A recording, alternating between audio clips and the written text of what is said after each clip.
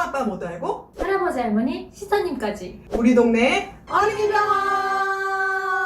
어디 병원에 가야 될까요?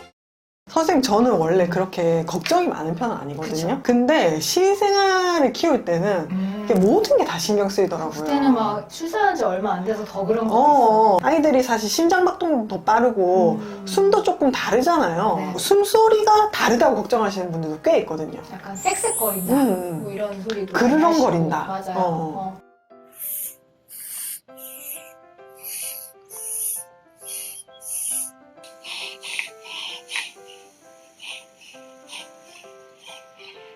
그래서 그렇게 걱정이 돼서 뭐 예방접종할 때나 뭐 병원에 이제 진료를 보면은 그 저도 그렇지만 소아과 선생님들이 청진이랑 코랑 이런 거 다 보시고 나서 괜찮아요. 원래 그래요.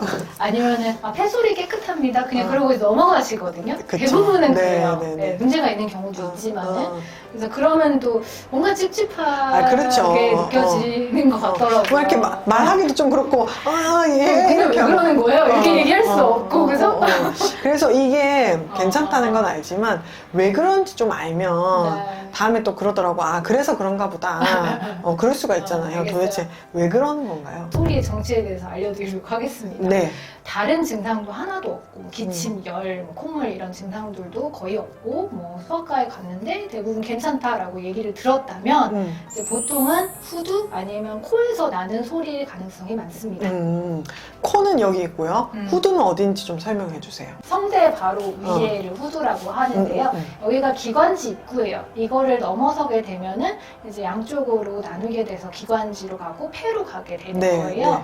그 성대 바로 위의 부분이 왜 중요하냐 하면은 우리가 음식을 먹게 되면 음식이 귀도로 들어가면 안 되잖아요. 그렇죠. 성대 바로 위에 후두 있는데 후두계라는 게 있어요. 후두의 얘가 문. 그쵸. 그래서 보통 숟가락처럼 생겼는데 얘가 이 기관지 입구를 이렇게 딱 닫는 거예요. 네. 그러면 뒤로 음식물이 넘어가면서 식도로 넘어가게 돼요. 네. 그 숨을 쉴 때는 얘가 딱 열려요. 공기가 폐 안으로 들어갈 수 있게 되겠죠.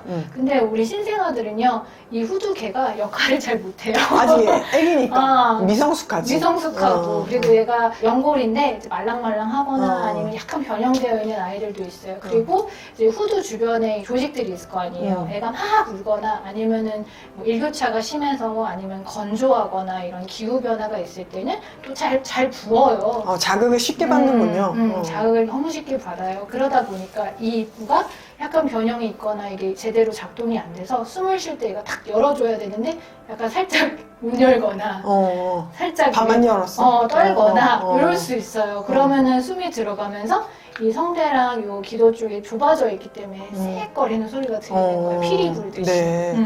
특히 이제 이쪽 부분이 근육 자체가 좀 변형이 있거나 아니면 연골의 변형이 좀 심한 애들도 있어요. 그걸 저희가 후두 연화증이라고 하는데요. 다른 애들보다 주위에서 더 봐야 새소리가 되는군요. 더 심하게 나요. 더 쌕쌕 소리가 더 자주 나고 이게 6개월까지 되게 피크를 이루다가 한 두 돌 18개월에서 24개월 되면 자연스럽게 호전이 돼요. 왜냐하면은 이 성숙되면 또 모양을 다 잡혀가고 아기가 근육이나 이런 것들도 조금 이제 작동하는 걸 알게 되면은 이제 자연스럽게 좋아지거든요. 그래서 이런 경우는 신기하게 이제 이렇게 덮고 있잖아요. 이게 잘 안 열리니까 아기를 엎드리는 자세로 놓으면은 이 소리가 없어져요.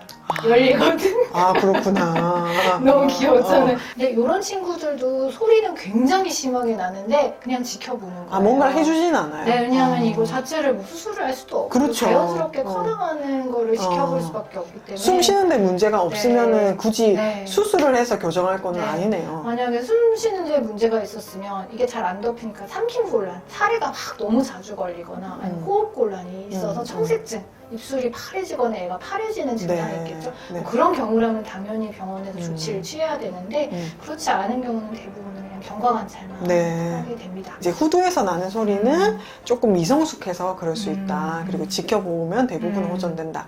그럼 이제 두 가지 말씀 주셨는데 코, 두 번째 코는 어떤가요? 코는 이제 막혀서 나는 소리겠죠. 네. 이제 신생아 코는 뭐 예상을 하셨다시피 굉장히 작아요. 외부 환경에 따라서 코딱지가 있던 없던 간에 막히는 거는 다반사예요. 그래서 굉장히 민감한 조직 중에 하나인데 그때 코가 막히면은 숨은 코로 쉬어야 되니까 보니까 이 신생아들은 구강호흡을 잘 못하거든요. 그쵸. 코로 호흡을 하기 때문에 쌕쌕 소리가 나는 거죠. 다른 증상이 없는 경우는 코나 후두의 문제다. 우리가 전체적으로 사실 걱정이 되는 거는 이 폐 쪽이잖아요. 폐에 맞아요. 뭔가 문제가 있을까봐. 하기도 무거워. 이쪽은 아니고 이 여기 위 상기도 쪽에 맞아요. 문제인 거네요. 네네. 계속 말씀을 드리지만 뭐 열이나 기침이나 뭐 호흡곤란이나 아니면은 뭐 삼킴곤란, 뭐 애가 수유를 못한다든지, 애가 잠을 못한다든지 이런 다른 생활에 불편함이 없다 그러면은 그냥 어떤 조치를 취해야 되는 건 없어요. 소리만 난다면. 근데 이게 계속 들리면 불편하거든, 마음이.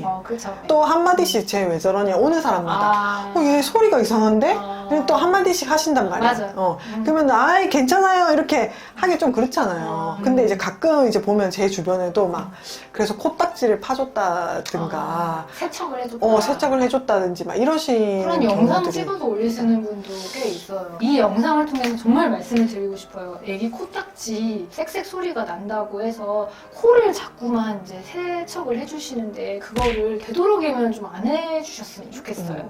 왜냐하면 아까도 제가 말씀드렸듯이 아이의 코점막은 굉장히 예민하기 때문에 그냥 기온 차이만 나도 애가 코점막이 붓고 염증이 있고 그러는데 직접적인 자극을 주는 석션을 한다든지 핀셋으로 꼽는다든지 이러면 자극은 몇 배가 되는 거거든요. 핀셋으로 하니까 다른 데 자극 안 주고 그것만 꺼냈다고. 그럴 수가 없어요. 코딱지 다 연결돼 있는 거잖아요. 점막이랑 태어날 때 분명히 자극이 있을 거란 말이에요. 그리고 뽑아주면 당연히 그 당시에는 소리가 덜 나겠죠. 근데 뽑아주면 뽑아줄수록 점막은 더 예민해지기 때문에 그 소리는 오래 갈 거예요. 코딱지가 그 코 입구에서 벌렁벌렁 거리거나 아니면은 코딱지 때문에 애가 수유할 때 아니면 자는데 불편함이 있다. 얘가 먹고 자는 거밖에 하는 게 없잖아요. 그거 두 개의 불편함이 없다. 근데 소리만 난다. 그러면은 하지 마세요. 그때는 이제 첫 번째 뽑아주는 횟수를 최소화해야 되잖아요. 점막을 좀 덜 줘야 되니까 그러니까는 먹기 바로 직전, 자기 바로 직전 그때 해주시는 게 좋아요. 그래야지 먹고 자는데도 불편함이 없고 이제 좀 덜 뺄 수도 있고.